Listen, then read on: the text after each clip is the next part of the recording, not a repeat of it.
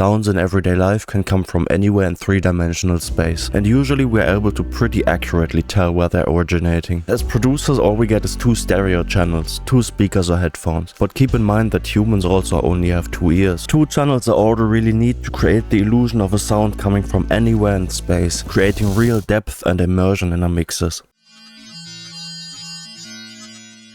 Before we can talk about mixing in space, we need to briefly touch on different playback systems. Roughly speaking, there are 3 kinds of devices people will listen to our mixes on: mono speakers, stereo speakers, and headphones. Our mixes will be in stereo, meaning we have a left and a right channel of audio. There are alternatives to this, but I won't get into them here, since they're very niche. Mono devices simply add together the left and right channels of a stereo mix to play them out of a single speaker. Stereo speakers play them out of 2 different speakers in a room, where the signals get to mix before entering our ears, while headphones directly funnel the sound into our 2 ears. The 2 channels never mix. That a lot of spatial information is lost in mono won't be much of a surprise, but the difference between headphones and speakers is equally important to understand. Headphones are binaural, meaning the right and left channel are synonymous with right and left ear. So in a sense, as a producer, you have full control over what goes in which ear. On speakers, even when only one of the 2 is playing a sound, it will never only arrive in one ear. Depending on how your head is placed, more of the sound may get to one ear than the other, but it will always also arrive at the other ear. This is an important difference we'll return to a few times during this video. For the audio demos, I would ask that you wear headphones, allowing me full control to demonstrate all the effects we'll be covering. A lot of them will also come across on well-positioned stereo speakers, but headphones will get you the clearest effect.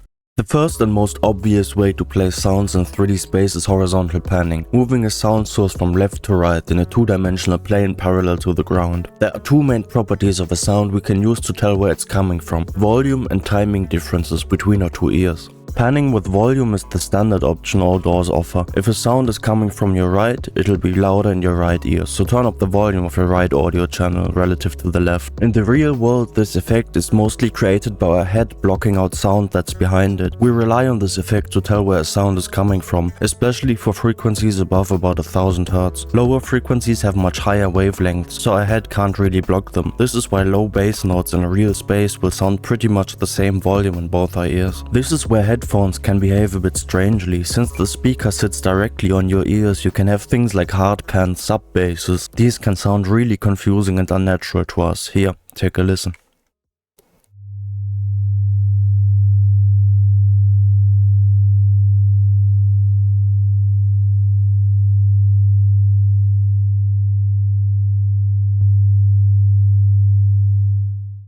On speakers they sound pretty normal, since we get a lot of crossfeed between our ears. This graph shows you the volume differences we experience between our ears for different frequencies and pannings, and it's a good guide to keep in mind when mixing for headphones. You can pan high frequency elements a lot more aggressively than your low end without it sounding wrong to you, leading to the often recommended upside down triangle structure or stereo width.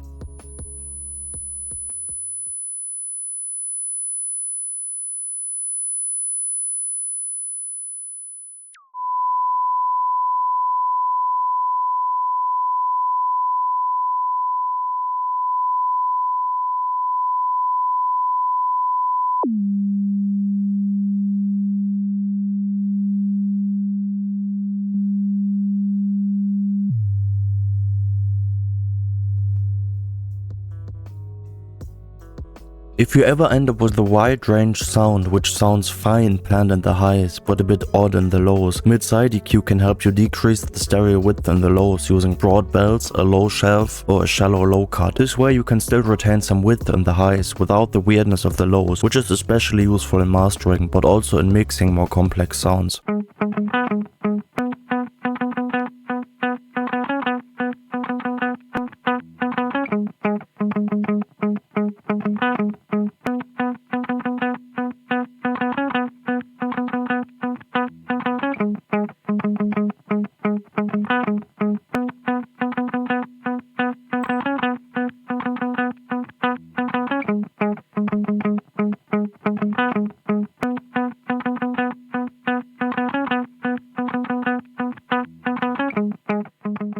Keep in mind that when mid-side EQing, the choice between linear phase and minimal phase can significantly affect the clarity of your stereo image.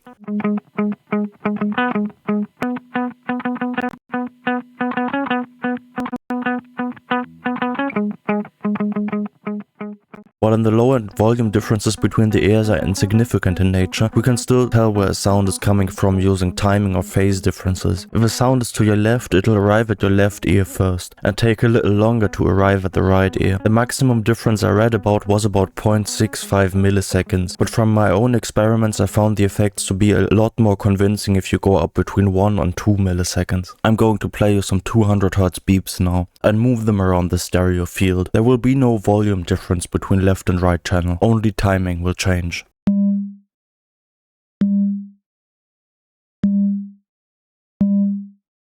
This second aspect of panning is a lot less popular with audio engineers, and maybe for good reason. First of all, it only works well on headphones, and mixing comes from a tradition of working on speakers. That being said, realistically a large proportion of your audience, especially those that care about sound quality, will be listening on headphones, so maybe don't discard it entirely. There are unfortunately some other potential problems with it though. Remember that only with headphones we get full control which sounds arrives in which ear of a listener. On mono speakers, however, left and right channel are simply added together, and timing differences between the two channels can cause comb filtering. I'm going to play you some pink noise that's been delayed slightly on the left ear, making it sound like it's coming from the right, and then I'm going to sum it to mono. As I change the delay time, we'll get some very strong filtering effects.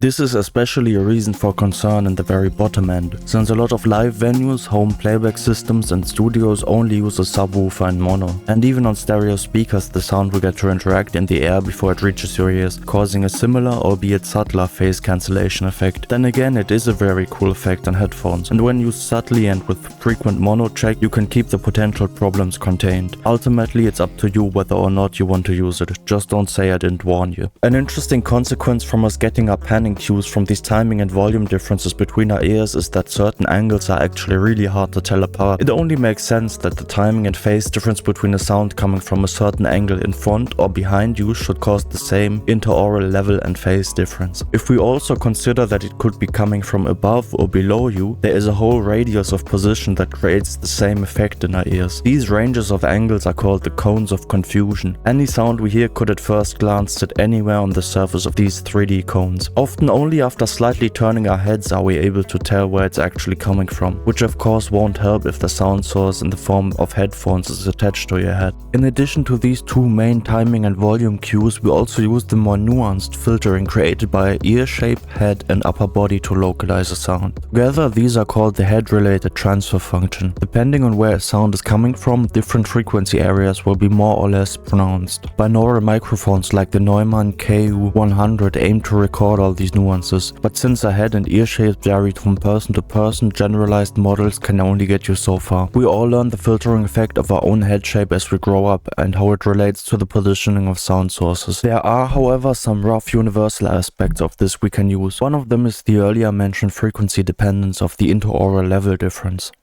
Because both our ears are at the same height, our perception of vertical position is much less precise, but we can still usually tell using the filtering imposed by our asymmetrical outer ear. The frequency area around 8 kHz is usually more pronounced for sound sources higher than our head, while the highs are broadly attenuated for sounds below us. Let's try this with a little audio demo. I'll play you some pink noise and then a guitar while moving around a peak at 8K and a high shelf, and you let me know how convincing the up and down panning effect is for you.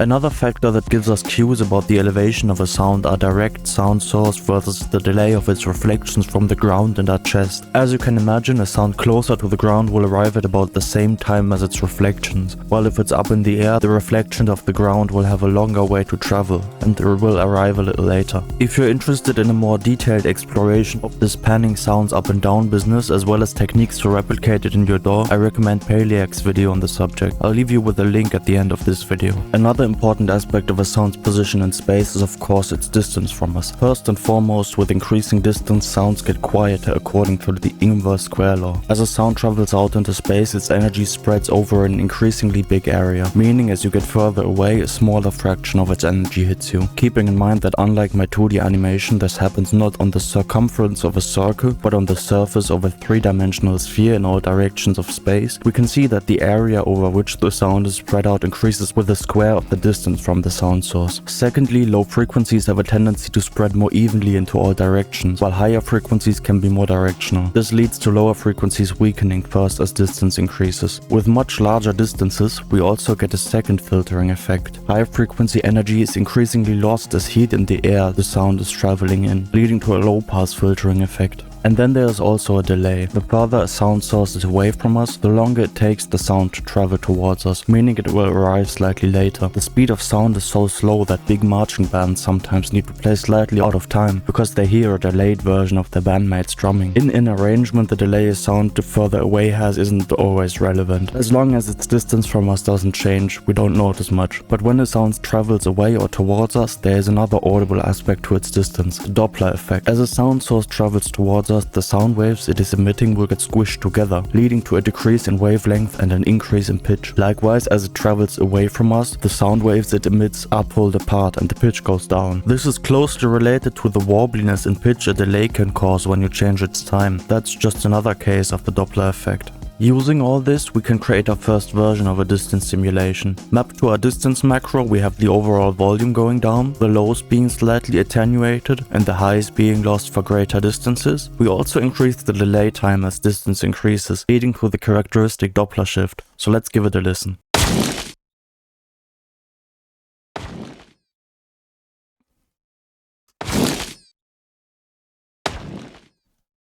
Later on we will return to this effect to refine it further, because there is another hugely important aspect to our perception of sound in space we haven't touched on at all yet. So far everything we talked about was sound traveling directly from the speaker to your ears. Unless you're suspended in mid-air atop a university building like the Psychoacoustics researcher, however, you'll never just hear direct sound, there will also always be reflections. So let's place our little test subject in a sound source in a room. While the direct sound always reaches us first, we also hear echoes of the sound as they bounce off our room walls, ceiling and floor. These arrive a little later and are lower in volume, since a lot of sound energy is lost to the inverse square law and absorption.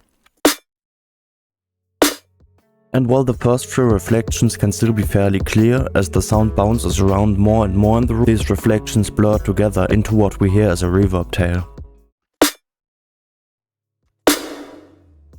The relationship between this reverb tail and the direct sound can tell us a lot about the positioning of the sound and the kind of environment we're in. First, let's return to our investigation of distance perception. This is the final aspect we were still missing. The further away a sound from us, the louder its reflections are relative to the direct sound. As you can imagine, when the sound is close to us, it has a very short distance to travel to our ears, while the reflections first need to travel towards the reflective surface and then back to us, leading to a much lower volume and later reflections. If a sound source is further away from us, the relative difference between the reflected and direct sound distance decreases, leading to relatively louder and less delayed reflections. The two parameters to look for on a reverb here are the dry-wet knob or send fader to control the loudness relationship, as well as the pre-delay to control the timing. Increased dry-wet and a lower pre-delay suggest the sound further away from us. Adding this to the volume, delay and filtering effects we discussed earlier, we can create quite a convincing distance simulation. And the reverb tail doesn't just tell us information about our sound source, it also carries the signature of the space we are in. First of all, some general traits of natural reverbs. Taking many measurements of different spaces, people have discovered two fundamental properties of natural reverb tails. Firstly, the volume decays exponentially, as the sound is spread over more and more reflections. Secondly, the highs decay faster than the lows. They are absorbed more quickly and lost as heat energy. Experiments have shown that simulated reverb tails that don't obey these properties make it much harder for us to distinguish between sounds and understand what is and isn't reverb or direct sound. Beyond the general, the spacing of the reflections also tells us the size of the room we are in. The larger the room, the further the first reflections will be spaced apart, as they have longer distances to travel to the room walls. In algorithmic reverb plugins, which usually have separate sections for the earlier and later reflections, we often get a size control in the early reflections part. This simply controls the spacing of the first few delay tabs.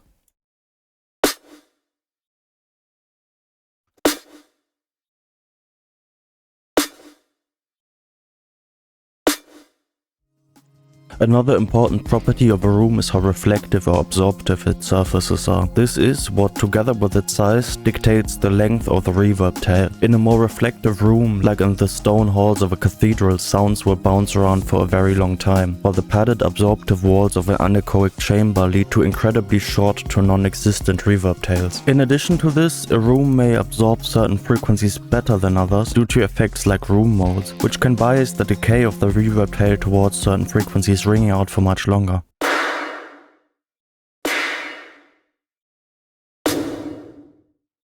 So let's do a recap. To place a sound in space, we can control the volume difference between our two ears, keeping in mind that they will be much higher for the high frequencies than for the lows.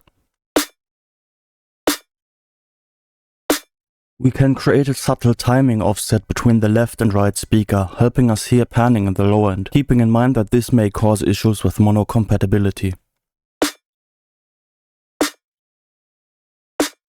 We can pan a sound above or below our head, using a peaking filter around 8 kHz as well as reflections from the floor and ceiling. We can simulate the sound's distance by controlling its volume, high and low frequency loss, the relationship between direct and reflected sound, as well as the Doppler effect for sounds moving towards or away from us.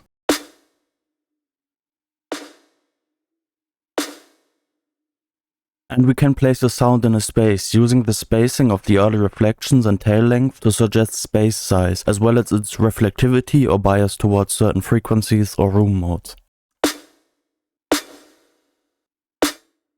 That was a lot, and probably the most physics and acoustics heavy episode in this series. Take your time to digest it all, try to apply everything yourself in your DAW and see which effects you can use in your mixes to create more of a sense of space and depth. In the next episode we will investigate what makes sounds like they belong with each other, and how we can tell different instruments apart in a single mix. This will help us understand the much talked about mix glue and separation, and give us control over which elements of a mix will sound like they belong with each other. In the meantime, if you want to learn more and support the creation of these videos, here are some things you can do. Become a channel member for regular bonus lessons like Bitwig tips and tricks or my idiot's guide on room acoustics. I'm also going to make 2 Bitwig racks that package the effects from this video into a few macros available to all channel members, including the cheapest one, your tier. Consider taking a private lesson with me to learn more about anything you'd like. Get help with a patch or feedback on your songs, a creative blockage or anything else. See you in the next one. Cheers.